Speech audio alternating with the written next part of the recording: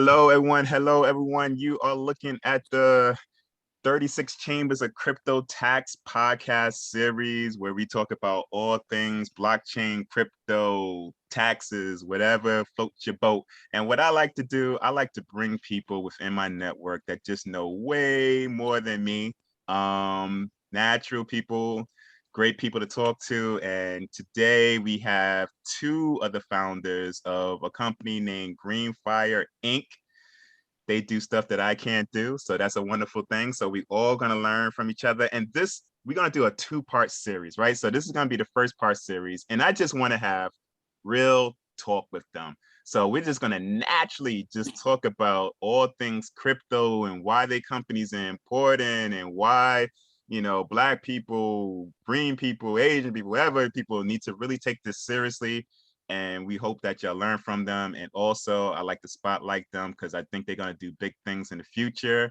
And I want y'all to say, you know what, Crypto J was the first one to introduce them when they become too big and they don't want to talk to the small guys. I got to them first. All right, guys. So listen, thank you, Nicole and Corey. Corey today is going to be the voice. Now, if this is a podcast, you're not going to understand why I'm calling the voice. However, he's the only one of the three people that we cannot see his face today. But if you're in YouTube, you'll know exactly what I'm talking about. So Corey's going to be the voice. He's one of the founders. But luckily, we have Nicole, and she's showing herself, and we're going to put some faces to the company. So guys, thank you. Tell us a little bit about yourself. Thanks, Jamaal. So I'll start off. My name is Nicole. I'm the Chief Operating Officer here at Greenfire. And a little bit about me. Well, Corey and I met each other in middle school, believe it or not. And so we've always been cool and grew up in the same neighborhood and everything. And so he had come up with this idea for several different types of services that were based off of technology. And so this one is about cryptocurrency and all of the buzz around it. He thought of this really great and creative idea to create this wallet. And so he and I reconnected, and he knew I had some experience working in business. And so we got together and developed the collab. We also have a third member of our crew. She was unable to join today. Her name is Uzma. So we give her big props and shout outs. She's our CTO, our Chief Technology Officer. And so, yeah, we've just been working on this project for a couple of years now, about 3. And so we just have a really great, creative, diverse group. We're really excited about what we're doing in the crypto space, being people of color, women in the industry, and behind our leaders and CEO, Corey. So Corey, you want to do a quick intro? Yes. Jamaal, thank you very much for having us. Really appreciate it. So my background is in IT. I've been in cryptocurrency since about 2010, 2011. Bought my first Bitcoin in 2012. Essentially, after doing that and just understanding the technology, it really forced me to learn how to talk to people about it, and really simplify and really break it down. And then afterwards, my friends and I were doing a lot of trading, and they came up with this really nice, elaborate spreadsheet independently of each other. They even know each other. And they were like, well, we came up with this spreadsheet to track our trades. And I was like, that's really cool, but I'm not going to do it. There has to be an automated way to track your cryptocurrency trades, your gains and losses. And that is what sent me down a rabbit hole of developing the cryptocurrency wallet that we've developed thus far. Yeah, that's pretty much me. You know what I learned from both your intros is that I need better childhood friends. Maybe I need to revisit what I did in my life. And also, that's wonderful. It's wonderful that you knew each other, and then you say, you know what, let me bring in someone that I know. Because in business, I feel like in general, it's just hard to trust new people and stuff like that. So if you had somebody from back in the days that you learn that wouldn't steal your lunch money. If they didn't steal your lunch money back then, maybe they might not do it now. That's a Yeah, beautiful thing. definitely. So shout out to y'all for doing that. And but also, yeah, you mentioned wallets. I'm like so confused about wallets, cold wallets, hot pocket wallets. I don't know, man. Like, why should we care about wallets? Like, they keep on talking about wallets. Why should we care about it? Corey, why So, should we care? so the reason why we should care about wallets is that typically, I guess we're talking from the black perspective. Hmm. Um, you ever, we've all heard about people having shoebox stashes, or grandma having money in between the mattress, and it was always, it was kind of folklorish, but then it was also about, or also touched on, our distrust of the banking system, and or our lack of access to the banking system. Hmm. In the past century or so, there's several events that have touched on the Black community where the banking system has failed us at the very least, or at the very most, has robbed us. And so it instilled that idea that we need to keep control of, not only keep control of our money, but literally sleep over our money, because leaving it with an institution can put it at risk, and we don't have that kind of access, and we don't have that safety net, or the financial bandwidth to absorb a hit like that where you can't access your money. And so in the context of cryptocurrency, having a wallet is akin to having money in your shoebox or in between the mattress, where you are the sole custodian of your money, and you control how it's spent or used or whatever.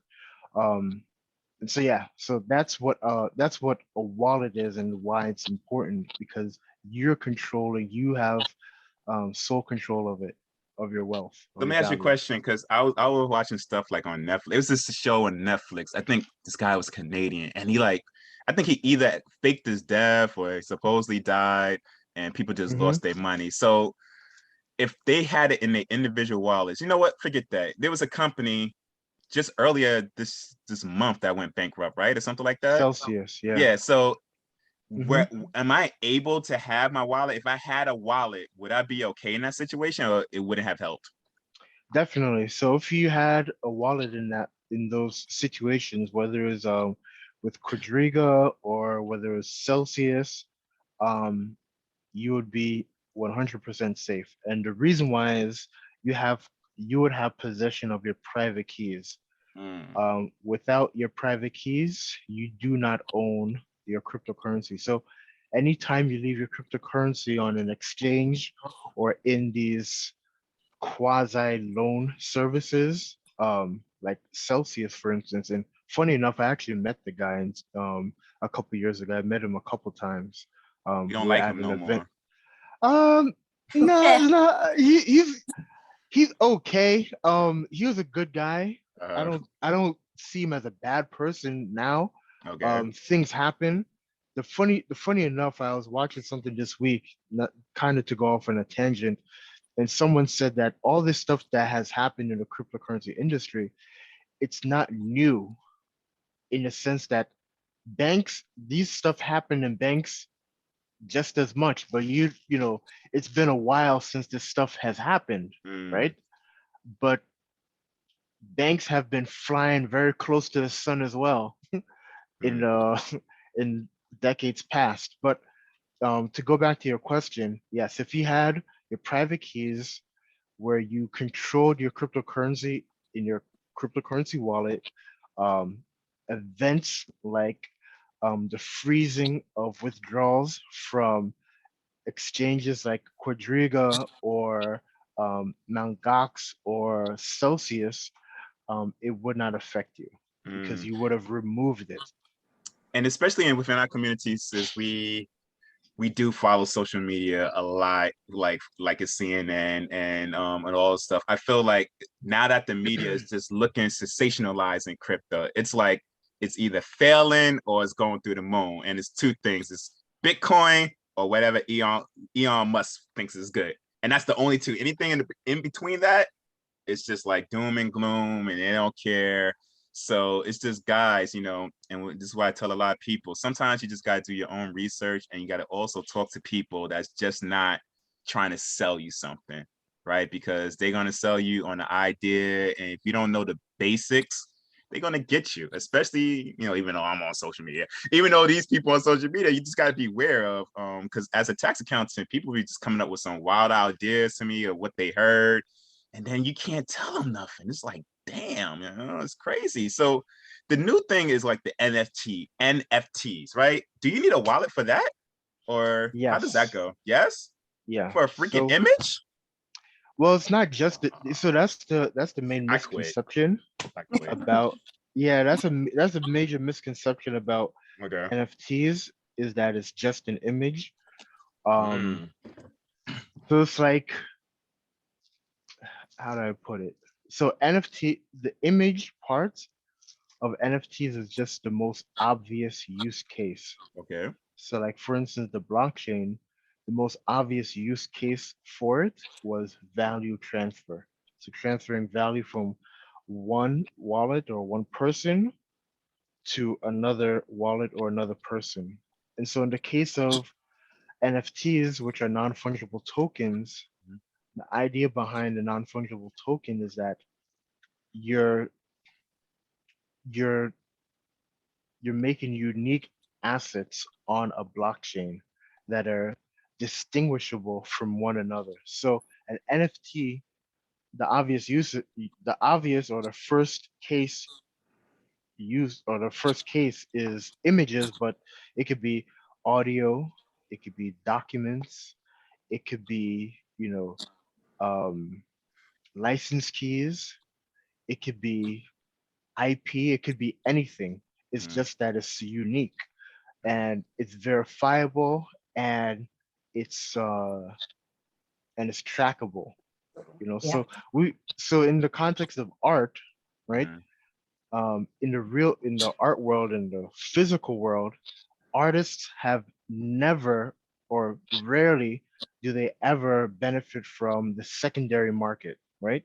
So even though there's provenance, which is the tracking of how art is bought and sold on the open market, the artist rarely partakes in the sales afterwards. So once they Mm. sell it, if someone, paints you, you know, a painting, however big it is, 6 by 6, right? And they sell it to you for 10,000, and then they go do something crazy and they get notoriety, and then you decide to sell it for $1 million, and you sell it for $1 million. That artist will most likely just never see the Mm. the value or the profit or the royalty from that sale. Royalties is really constrained to like music, and even that's a whole nother ballpark. But in the context of NFTs, artists have now been able to profit or to capitalize on the secondary market of their art, which was never really done before. And even before the blockchain or before the NFTs, right? You would see art floating around the internet like anything, right? You could download wallpapers, whatever, right? Mm. The Mm. artist never saw anything from that. People would just copy and paste the art like nothing. I mean, Yeah. anyone could download Yeah. wallpaper packs, of 100 or 1,000 different wallpapers, and they'll see nothing from it. But in the context of NFTs, now artists are finally gaining the notoriety and also being able to profit off of their digital art. That was never really done before. I'm glad you explained it that way, because when I look at it, I'm like, I'm just gonna keep it real. I'm like, why is this ugly stuff getting all this money? Like, my 4-year-old could have did that. Why is this getting so much money, and why does somebody want to keep it digitally? But now that you explain in that tone, because I do be taking wallpapers, put it on my phone, my computer. I don't care about the artist family, I guess. Now I feel bad after you said that. But now I kind of get why that makes sense, because I was lost, man. Because I'm like, why is this picture of whatever I'm looking at, it's selling for 50K and people trying to sell it on the blockchain? But I guess that's the issue of us just looking at social media. We gotta look at the bigger picture. And the media doesn't really talk about the bigger picture. They just say like, okay, this crazy looking piece of art, which I don't understand, is getting 100K and is on a blockchain. But that was a good way of explaining it. I mean, that still doesn't mean that the art isn't ugly, but yeah, I mean, yeah. To each his own, obviously. But I think we've all participated in some way or form, like with back in the day, like, you know, kind of stealing. You know, we had Napster and things like that where we would download music, make our whole CDs and everything. So yeah, I had like 1,000 songs. Yeah, I had mad songs. Now that I think about it, and you know, so just to Corey's point about the NFTs, and it being more than just an image, and looking ahead at, like he said, documents. Could you imagine, you know, the deed to your home, or like, you know, we have a lot of intellectual property within Greenery, our tool, being able to track that digitally, who has it, who has ownership of it. And just to Corey's point, putting that into a wallet that's yours. That's not any place else but in your wallet in a safe stored location. That's where this really takes a different spin and is really valuable. So listen, guys, this was a great conversation. But I think part 2 is going to be, I'm hyped for part 2 because we're going to hit on some cultural stuff. So I want y'all, before we leave, get a little information about your company, how they can find you real quick, and then we're going to get ready for the second part. So who want to say it? Corey, you want to take that? Yeah, sure. So our website is www.greenfire.io. And yeah. Yep. Yeah, you can log into the website and put in your information, and we can keep you in touch with us and keep you in the loop on when we have new products coming out and what we have new coming out with social media and where we're going to be found. So that'll be the great place to start.